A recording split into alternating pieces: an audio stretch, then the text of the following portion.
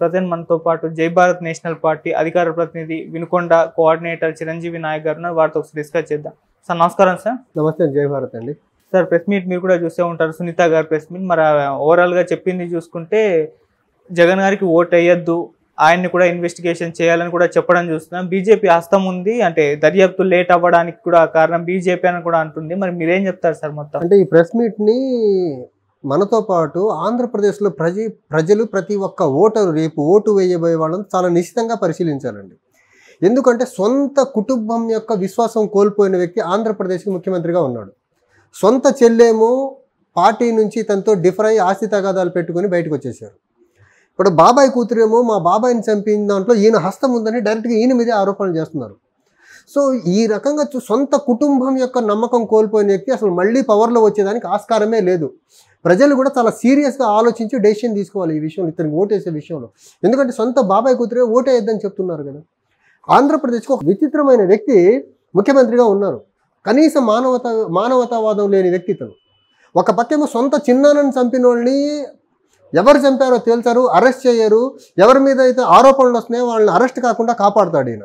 ఇంకో పక్క ఆంధ్రప్రదేశ్కి హక్కుగా రావాల్సిన స్పెషల్ కేటగిరీ స్టేటస్ కానివ్వండి, విభజన చట్టంలో పొందుపరిచిన అంశాల కోసం పోరాడే మా పార్టీ అధ్యక్షులు శ్రీ జేలీ లక్ష్మీనారాయణ గారు లాంటి వాళ్ళేమో అరెస్ట్ చేస్తారు. ఎంత కాంట్రాడిక్టరీ నేచర్ ఉన్న వ్యక్తి ముఖ్యమంత్రిగా ఉన్నారో చూడాలి ఇక్కడ మనం. ఒక పక్క రాష్ట్రానికి రావాల్సిన అంశాల గురించి ఫైట్ చేసే వాళ్ళేమో అరెస్ట్ చేయిస్తారు, సొంత చిన్నానని అత్యంత కిరాతకంగా చంపిన వాళ్ళేమో అరెస్ట్ కాకుండా ప్రొటెక్ట్ చేస్తాడు ఈ మనిషి. ఒక అపరిచితుడు ఆంధ్రప్రదేశ్ ముఖ్యమంత్రిగా ఉన్నాడు. చాలా దౌర్భాగ్యమైన పరిస్థితి ఇది.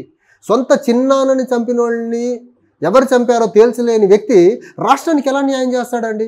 ఆ సునీత గారి ఆవేదన మనం అర్థం చేసుకోవచ్చు క్లియర్గానే. సొంత చిన్నాన కదా, గొడ్డలతో ముక్కలుగా నరికేశారు కదా. అలాంటి దుశ్చర్యకు పాల్పడిన వాడిని అరెస్ట్ చేసి పట్టుకోవాలని సిబిఐ ట్రై చేస్తేనేమో సిబిఐ ఢిల్లీకి వెళ్ళి బీజేపీ పెద్దల కాళ్ళల్లో పడి అతను అరెస్ట్ కాకుండా వైఎస్ అవినాష్ రెడ్డి అరెస్ట్ కాకుండా ఏమో ఈయన అడ్డుపడతా ఉంటాడు. అట్ ద సేమ్ టైం ఆంధ్రప్రదేశ్కి రావాల్సిన స్పెషల్ కేటగిరీ స్టేటస్ ఇవ్వండి బీజేపీ పెద్దల కాళ్ళల్లో పడేడిన కేవలం మా బ్రదర్ కజిన్ని అరెస్ట్ చేయొద్దు, ఎంపీ అవినాష్ రెడ్డిని అరెస్ట్ చేయొద్దని మాత్రం కాళ్ళల్లో పడతా ఉంటాడు ఈయన. ఒక పెక్యూలియర్ ఫీచర్స్ ఉన్న వ్యక్తి ఆంధ్రప్రదేశ్ ముఖ్యమంత్రిగా ఉన్నాడండి. చాలా దౌర్భాగ్యం ఆంధ్రప్రదేశ్కి ఇలాంటి వ్యక్తి ముఖ్యమంత్రిగా ఉంటాం అనేది. అలాగే మరి జగన్ గారిని కూడా ఇప్పుడు ఇన్వెస్టిగేషన్ చేయాలి అని చెప్పేసి ఆమె డిమాండ్ చేసేయడం చూస్తున్నాం. మరి చేసే ఛాన్స్ ఏమన్నా ఉంది? ఖచ్చితంగా జగన్ గారి మీద ఆవిడ బాధని మనం అర్థం చేసుకోవాలండి. సొంత నాన్నని కోల్పోయిన ఆవిడ కదా, ఆవిడకి ఆవేదన ఉంటుంది కదా. నిజంగా జగన్ గారి హస్తం ఉండబట్టే ఈయన అవినాష్ రెడ్డిని ఇంతలా ప్రొటెక్ట్ చేస్తున్నారేమో. ఆంధ్రప్రదేశ్ ముఖ్యమంత్రి పదవిని ఒక్క అవినాష్ రెడ్డిని వివేకానంద రెడ్డి గారి మర్డర్ నుంచి ప్రొటెక్ట్ చేసేదానికే ఈయన ఎంటైర్ ముఖ్యమంత్రి పదవిని వాడుతున్నాడు ఆయన. తప్ప ఆంధ్రప్రదేశ్కి ఆయన చేసిన మేలు లేదు, ఆంధ్రప్రదేశ్ సాధించింది ఏం లేదు. వాళ్ళ బాబాయ్ హత్య కేసులో అవినాష్ రెడ్డి అరెస్ట్ కాకుండా ముఖ్యమంత్రి పదవిని అడ్డుగా పెట్టేస్తున్నారు వీళ్ళు. ఆ ముఖ్యమంత్రి పదవిని అడ్డు పెట్టుకుని అరెస్ట్ కాకుండా కాపాడుతున్నారు వీళ్ళు. బీజేపీ ఎందుకు సహకరిస్తుంది అంటారు? అంటే బీజేపీ ఎందుకు సహకరిస్తుందంటే ఒకటండి, ఆంధ్రప్రదేశ్కి రావాల్సిన ఏది ఈయన అడగట్లేదు కదా. తద్వారా బీజేపీ మీద ఒత్తిడి పెట్టట్లేదు కదా. వాళ్ళ కాళ్ళకి వెళ్ళి సాష్టాంగ నమస్కారాలు చేస్తున్నారు కదా. బీజేపీ వాళ్ళకి కావాల్సింది, కేంద్ర పెద్దలకు కావాల్సింది ఇలాంటివాడే కదా. కాళ్ళల్లో పడుతున్నాడు, ఓకే ఇంకెందుకు. అలా సునీత గారు కూడా కాళ్ళల్లో పడితే మేబీ దాన్ని ఏమైనా ఇంటెన్సిఫై చేసేవాళ్ళేమో. సునీత గారేమో డెమోక్రాటిక్ మేనర్లో చట్టబద్ధంగా న్యాయబద్ధంగా కోర్టుల ద్వారా వెళ్తున్నారు, అది వాళ్ళకి పోసికుండొచ్చు. మేబీ సునీత గారు కూడా ఈ బీజేపీ పెద్దల కాళ్ళల్లో పడి ఉంటే మేబీ కొంచెం సీరియస్గా ఆలోచించి జగన్ రెడ్డి గారి మీద, అవినాష్ రెడ్డి గారి మీద ఏమైనా యాక్షన్స్ తీసుకునేవాళ్ళు. సో ఈయన కాళ్ళల్లో పడుతున్నాడు, ఆవిడేమో ఆత్మగౌరవంతో ఫైట్ చేస్తూ ఉన్నారు, ఈయనేమో ఆత్మగౌరవం కోల్పోయి కాళ్ళల్లో పడుతున్నారు. అందుకని బీజేపీ మద్దతు పలుకుతుందేమో వీళ్ళకు. ఇటువైపు చూస్తే సునీత గారికి చంద్రబాబు గారు అండ్ జనసేన అధినేత పవన్ కళ్యాణ్ గారు కూడా మద్దతు తెలపడం చూస్తున్నాం. ఆంధ్రప్రదేశ్లో ఈ చర్య పర్టికులర్లీ ఇప్పుడు ఆ హత్య ఉదంతం చూసి ఎవరన్నా ఆవిడకి మద్దతు పలకాల్సిందేనండి. ఒక సొంత బాబాయిని చంపిన కేసులో అంతమంది ఆవిడకి మద్దతుగా నిలుస్తుంటే సొంత అన్న మద్దతుగా ఇది చాలా హేయమైన చర్య. సొంత బాబాయిని ఎవరు చంపారో తేల్చలేని వ్యక్తి ముఖ్యమంత్రిగా ఉన్నాడండి. ఇంతకంటే దౌర్భాగ్యం ఇంకోటి ఉండదు. మీరు నేను కానీ మన బాబాయిని ఎవరైనా హత్య చేస్తే మనం అసలు కామ్గా ఉంటామా?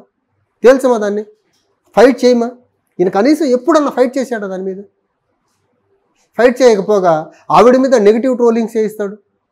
అవును, ఈయన సొంత చెల్లి మీద నెగిటివ్ ట్రోలింగ్ చేయిస్తున్న మనిషి అండి ఈయన. ఇంకా వేరే చర్యలను ఎలా ఆపుతారు వీళ్ళు?